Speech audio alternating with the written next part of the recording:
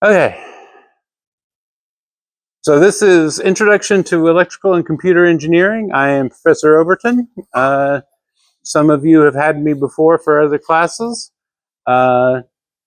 This class is oriented toward first semester freshmen, although I know there are several in here that are juniors or well beyond being freshmen. Actually, a quick show of hands. Who in here is not a freshman? Oh, about half. More than half of you. Okay. Was this just not offered last fall, or? Oh, it was full. Okay. Well, for those of you that raised your hand, this will be an easy class. I just cover the basics. What is electricity? Number systems, that sort of thing. For those of you that are freshmen, you'll get a little taste of what your program has to offer, and maybe get a little bit of a head start on some of the classes coming up. But let's see here. What are we going to be covering in this class? Basic electrical principles. Like what is electricity? How is it measured? That sort of thing. Number systems, just the basics. Binary, decimal, hexadecimal. Just a couple of class sessions on that. Basic electronic component overview. Basically, simple knowledge about various common electrical components, how they're used, when they're used, how they're characterized, that sort of thing.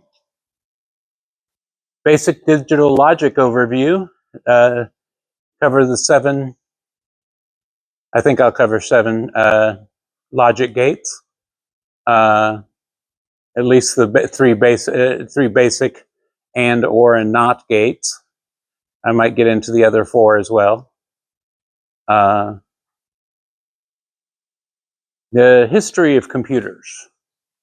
This is the part that's the section that is unique to this class. Other classes get a little smattering of history, like the history of programming languages and programming in 118 and 119, or 118 primarily. I spent a couple of class sessions on the history of computers, or computing devices in general, where we came from, what led up to what you have on the desk in front of you or in your lap. What went into the what is the evolution of computing devices? What computers can and cannot do.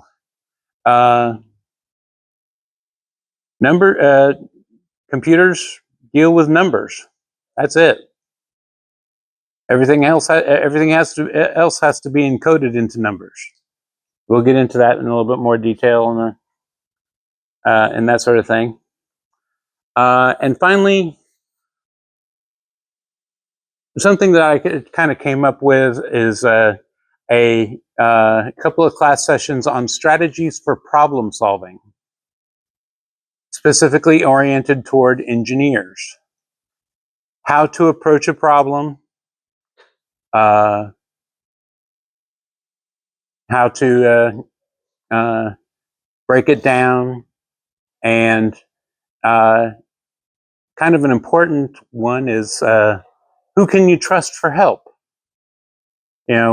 When you're working on a project or whatever, who can you go to for help and trust that you're getting knowledgeable, correct advice on how to proceed? That's going to be in with the problem solving. What you need to know. You should take notes. Because so many of you are not freshmen, Your note taking is up to you. You know what you write down and what you already know and have been dealing with for the past couple of years. But you should take notes. You should ask questions if you don't know what's going on. If you don't understand something, ask questions. And very important, communicate with me. If there's issues that you need to have addressed, if you don't address them with me, I can't do anything to help. So you have to communicate with me. I'm not a mind reader. They didn't teach us that in teaching school. Wish they had. I will allow notes on quizzes and tests. So in your note taking, keep in mind that you will be able to use printed notes on quizzes and tests. There's a lot of stuff here. Don't expect you to memorize everything. I can't think of a job, profession, whatever in the area of engineering that wouldn't allow you to have references on the job. Why should it be different in class? So you can have references, but they must be printed. Laptops should be closed, phones should be put away, and the quizzes and tests will be done on paper. I will video record all lectures. I find that students miss class for a variety of reasons. Some legitimate, some not so much. But if you miss a class, I will have the video of the lecture on YouTube sometime the following day, typically. And I will post a link in, when it's available on YouTube, I will post a link in the announcements on Canvas. And I will be available outside of class. I am generally here from 8:30-ish on to this class gets out at just short of 5, so and my other class gets out at 4:30, so I'm typically here all day. I can stay late if requested, but I'm available. If I'm on campus, I'm generally available.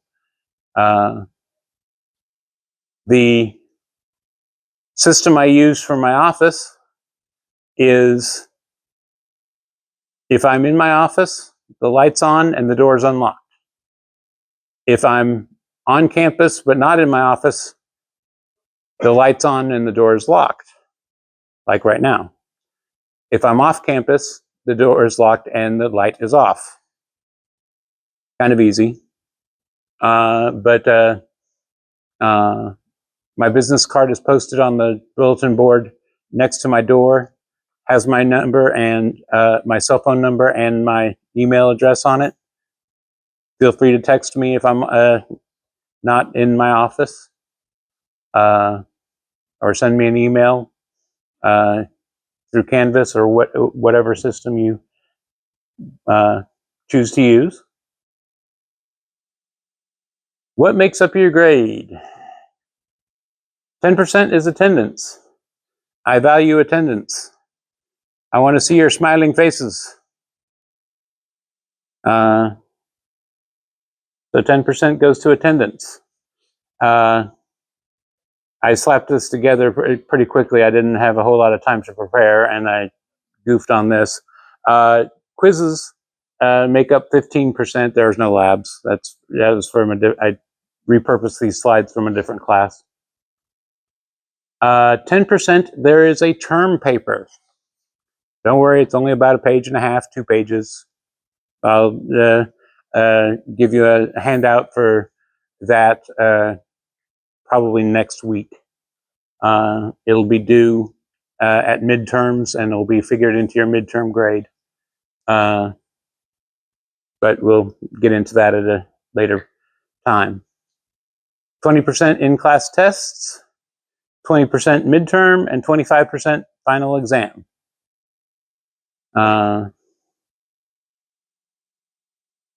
So pretty spread out. What you should be doing this semester: attending class. Getting a good grade is virtually impossible if you do not attend class. If you must miss class, let me know. I will work with you to keep you up to speed and caught up. And if you have to miss for a quiz or a test, we can reschedule and get you everything that you need to do, get done. Take notes. Taking notes helps you absorb the material. And as I said, you can use them on your quizzes and exams. Ask questions. If you do not understand a concept, ask questions and I will try to reword the material. If you do not ask questions, I will not know that I'm not getting the ideas across. I can reword things. There's lots of different types of learners out there. There's visual, verbal, kinesthetic, re-expressing ideas for different people is a part of the job. Just let me know and I'll do what I can. Why is it important to take notes? This goes for all classes, not just this one. Processing. You have to process the information that you're seeing and hearing to put it into paper or even just typing it into your laptop. That processes it, helps you understand it, helps you retain it. Organization. You organize, in the process of taking notes, you organize your thoughts. How you organize your thoughts is going to be different from how your neighbor organizes their thoughts. So take notes, even if you're copying somebody else's notes. Don't just take them to a photocopier in the library. Rewrite them. Organize them the way that you want to have them expressed, so you can use them for reference on tests and quizzes. And finally, of course, like I said before, paper notes. If you use them if you do notes on a computer, print them out before a quiz or a test. If you take them on a tablet, you got to print them out. Let's see here. What I will do this semester: allow notes, record lectures, and be available. I covered all those three already, but deserves to be reiterated. I am understanding of special circumstances, disabilities, sports, band, student organizations, travel to conferences, interviews. Have any athletes in the room? One, two, a few. Okay.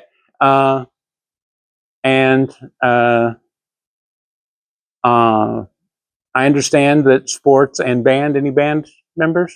Yeah. Okay. There's a few. A lot of band and sports students are on scholarship. You got to go where the money is. So if you're on a scholarship and you don't fulfill your obligation to your team, you're going to lose your scholarship. You can't go to school.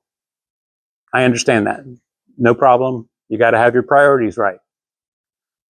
So I'll work with you on those things, traveling for games or band performances, that sort of thing.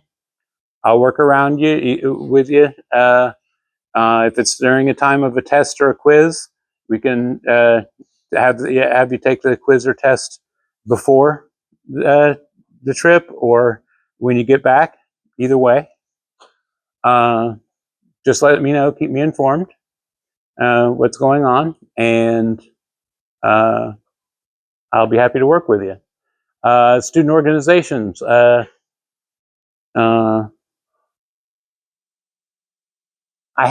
don't know if I've ever had anybody miss because of a fraternity or sorority event or obligation, but I understand that's part of the college experience, so I'm understanding about that sort of thing as well.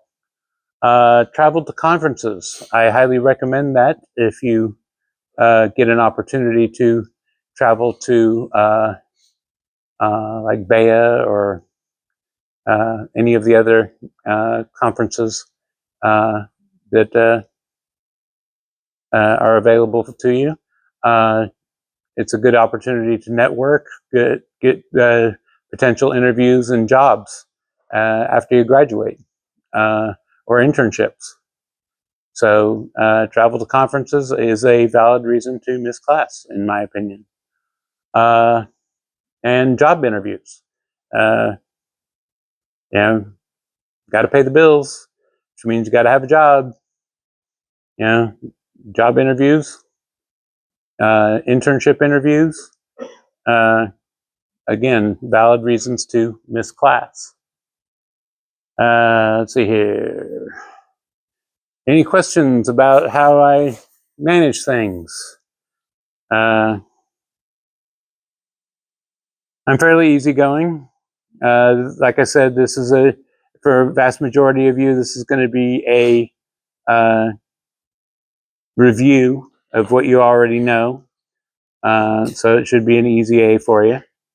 Couple of things that a couple of areas that you might learn things is in the history of computers and doing the research for whatever topic you want to do your term paper on. So hopefully everybody will still learn something, even though you're further along in your school than the typical freshman. So I'll try to keep it interesting, and hopefully we won't have too many people nodding off to sleep. I know it's kind of late in the afternoon. Finally, my office hours officially are Tuesday, Thursday, 12 to 3. Yeah, I'm here a lot more than that. So, like Mondays and Tuesdays, I have class from 12 to 1, and then this class 4 to 5. So I'm in my office from 1 to 4. You can come see me anytime. Didn't put my office number. I'm in room 237. That's right next to the chair's office in the department office suite on the second floor. Miss Jessica, Miss Seaton, she can point you to the right direction if you need to find me. But yeah, let's see here. Okay. Now that takes care of the slideshow.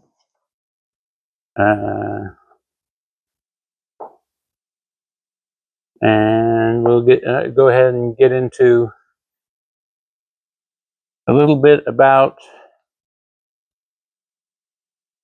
the meat of the class. Okay, this is introduction to electrical and computer engineering. So there's 2 degree programs, electrical engineering and computer engineering. For electrical engineering, there are two tracks. General.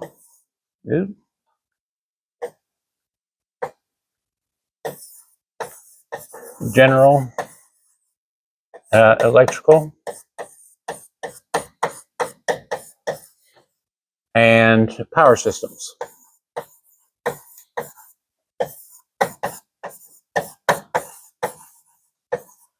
All right. Now, since a lot of you have already been through all this, you probably already know there's a lot of math. Was it 4 semesters of calculus, statistics, engineering analysis? Some science too.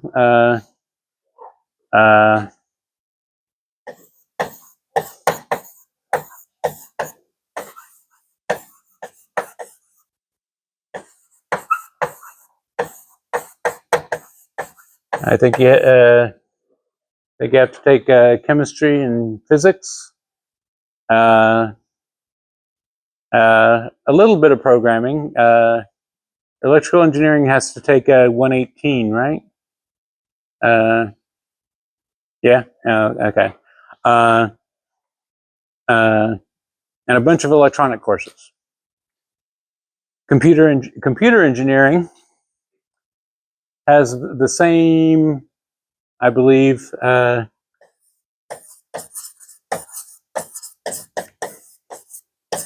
same math requirements. And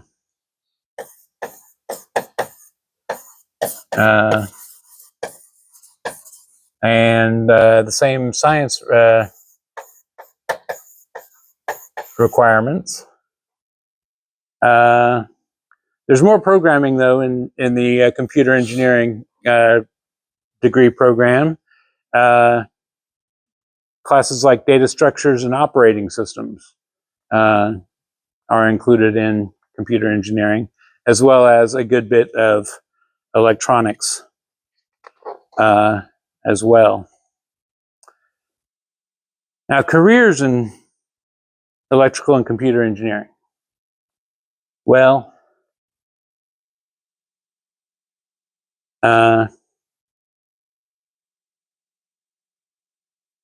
basically, if it has electricity running through it, it's going to be designed by an electrical or a computer engineer.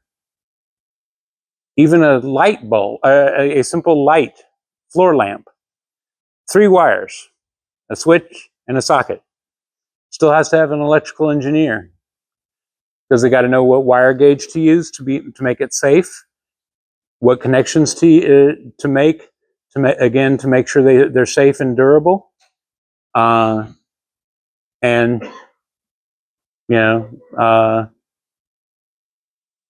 for the safety and durability of products, anything with electricity.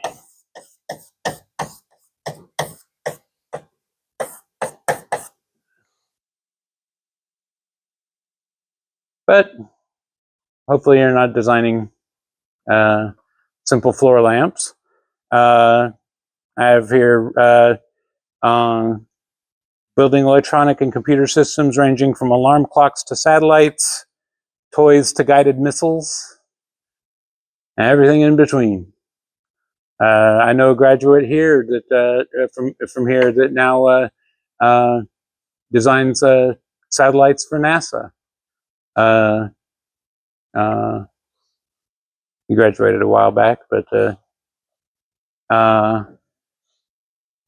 I have some statistics here for income, but I don't think these are kind of old, and I don't know the extent which artificial intelligence has affected the job market and pay scales and all that sort of stuff, so I'm going to leave that out of here. But pay ranges do depend on location, experience, and education. This job growth number is kind of old too, doesn't take into account the growth of AI. But you can work all over the country.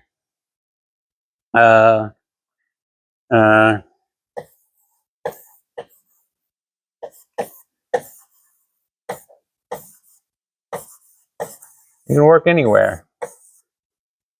Even Mississippi has computer and electrical engineering jobs. Those musicians out there, you've heard of PV Electronics? No? Yeah, you have? Okay. Their international headquarters are in Meridian, Mississippi. I have a story about them that I'll get to in just a minute. You heard of Raytheon? Big defense contractor. They have a facility out in Scott County, I believe. Siemens Electronics. Got some graduates working there. They have a facility in Richland, just down on 49 South. My brother is an electrical engineer. He works for a company that makes flight simulators, the type that you climb into. And he works in a little town in Tennessee. You know, not where you'd expect a high-tech industry to be, but you know, out in the midst of cow fields and cotton fields, there's a facility where they make flight simulators. So there you go. Other skills. This is an important thing.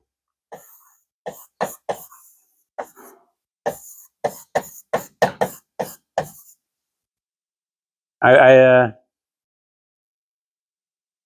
single out the musicians in the class for this one. My story about Peavey. Shortly after I graduated, I went to try to get a job at Peavey Electronics. I was interested in learning about digital signal processing for, you know, audio and video and that sort of thing. And I sent them my resume. They liked it. I got an interview. Interview was going great. I had a good rapport with the guy. Was answering the questions really, you know, intelligently and all that sort of stuff. I'm thinking, I got this job, you know, and I wouldn't have to move very far out of state. You wouldn't have to move out of state. And then he asked, "What instrument do you play?" And I was like, I don't. Why? All their engineers are musicians. All their engineers are musicians. They design sound equipment, so it takes somebody that knows sound and music to develop them properly. They have jam sessions in the office and all that sort of fun stuff too. But yeah, you have to be a musician to be an engineer at Peavey Electronics. So those other skills, the soft skills, they're important too.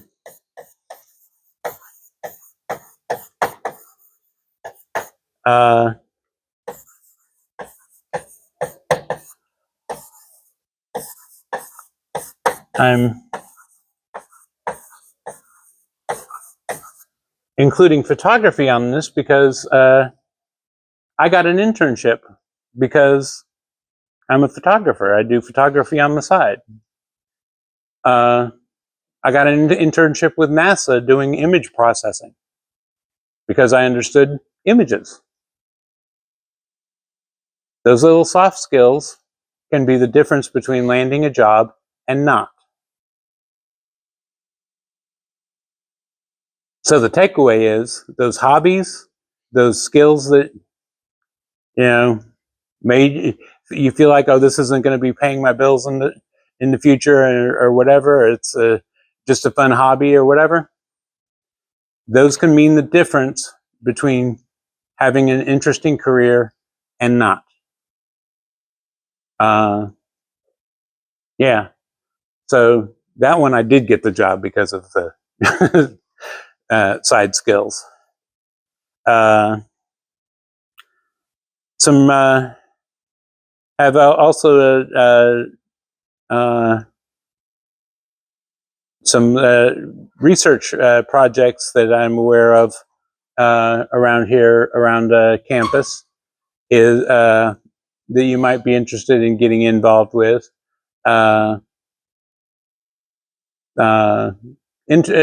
Doing research on campus during the school year is kind of like getting an internship. it gives you practical lab experience over and above your classroom experience. And it looks good on the resume, and you might learn some interesting side knowledge and that sort of thing. One project that they have is involving an EEG. An EEG is an electroencephalogram, brainwaves. They're trying to determine if you can read an EEG, a computer can read an EEG and determine whether or not a person is hallucinating, whether they're schizophrenic or suffer from PTSD or whatever. Are the signals in the brain generated from the auditory nerve or internally? And be able to flag when somebody is hearing things that are not there. Another one that's important for the Gulf Coast is oyster behavior. How oysters behave in different water conditions and that sort of thing. For those that like the ocean and marine biology as well, it would be an interesting project to see if you could get involved with. I don't know who's doing this, but I have written down here power systems research and high performance computing. We're trying to get a high performance computer for the campus. I don't know how much success they're having with that, but we also have limited access to the supercomputer at ERDIC in Vicksburg. They have a couple of big supercomputers out that direction. Anyway, okay, well, let's see here. What time we got here? It's about 10 minutes till class gets out. Was there any questions that you had about this? Like I said, it's just a brief introduction. What to expect from for the freshmen? What to expect in the program that you're in? For all of you non-freshmen, yeah, yeah. Yes. This is going to be the classroom. I had this reserved for the semester for Monday and Wednesday, 4 to 4:50. Yeah. But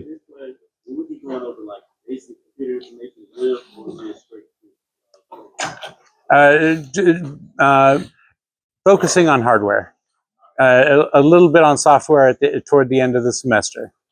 Yeah.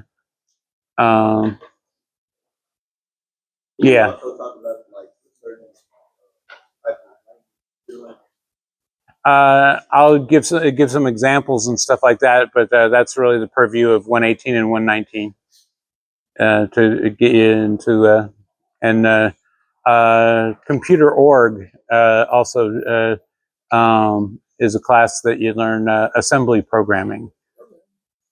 Huh? CSC 118. Yeah, programming, computer science 1 and 2, 118 and 119. CSC 118 and 119. They get into the programming and learn about pointers and arrays and all that fun stuff. I'm sorry? Yeah, that's the language they use for computer science 1 and 2. So, yeah, and that'll serve you well when you get into embedded programming and embedded systems in your junior year. But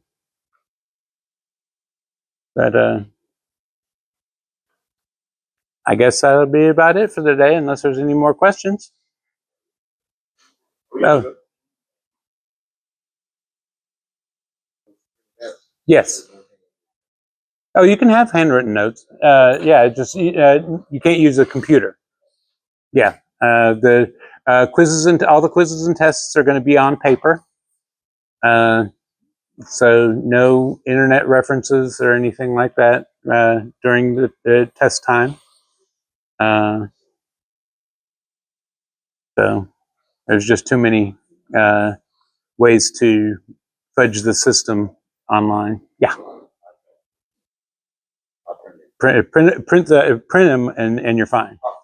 Yeah, yeah. If you use a tablet, print the notes before class. Okay. Yeah. Ooh, depends on the it depends on the section. You know, we're going to be doing number systems, so number conversions are going to be on that. Uh, Covering metric units, so those are going to be, and metric units and prefixes. Uh, you know, that sort of thing. The history is going to. I haven't decided how I was going to test on the history section, but we'll see how that goes. But yeah, this is a wide variety kind of class. It covers topics that are. It touches on introductory topics of a variety of different classes: electronics, digital logic, programming, you know, that sort of thing.